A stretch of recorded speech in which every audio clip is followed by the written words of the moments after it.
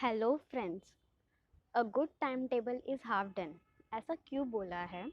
ये मैं आपको 4 पॉइंट में सम अप करना चाहूँगी। पहला है डिसिप्लिन।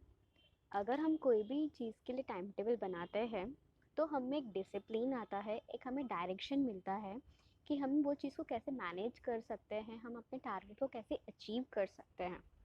सेकेंड पॉइंट ये है कि हमें डीमोटिवेट नहीं होना है उस चीज़ से अगर हम अपना टारगेट अचीव ना नहीं कर पाते हैं तो। मैं भी नहीं कर पाती थी बहुत बार अपना टारगेट अचीव। बट क्या होता है, हम कोई भी काम करते तो बैक ऑफ द माइंड हमारे दिमाग में वो चलता रहता है कि मैं अचीव नहीं कर पा रही हूँ, तो मुझे कहाँ एडजस्ट करना है। तो इसका सॉल्यूशन थर्ड पॉइंट में है कि हमें अपना टाइम टेबल शॉर्ट ड्यूरेशन का बनाना चाहिए विथ फ्लेक्सिबिलिटी। शॉर्ट ड्यूरेशन जैसे 5 डेज़ हो गया। सब्जेक्ट वाइज ना बनाते हुए हम चैप्टर वाइज बना सकते हैं।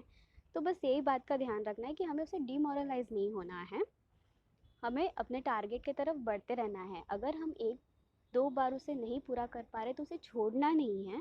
वो जितने दिन का बना है उतने दिन का ही हमें फॉलो करना है, ताकि 100% तो नहीं लेकिन कुछ हद तक हम उसे पूरा कर पाए।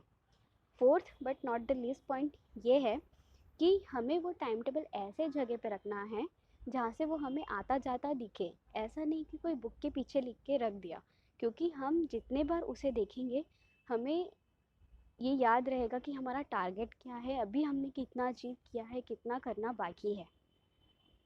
तो इससे क्या होगा, आप अपने गोल के तरफ फोकस्ड रहेंगे।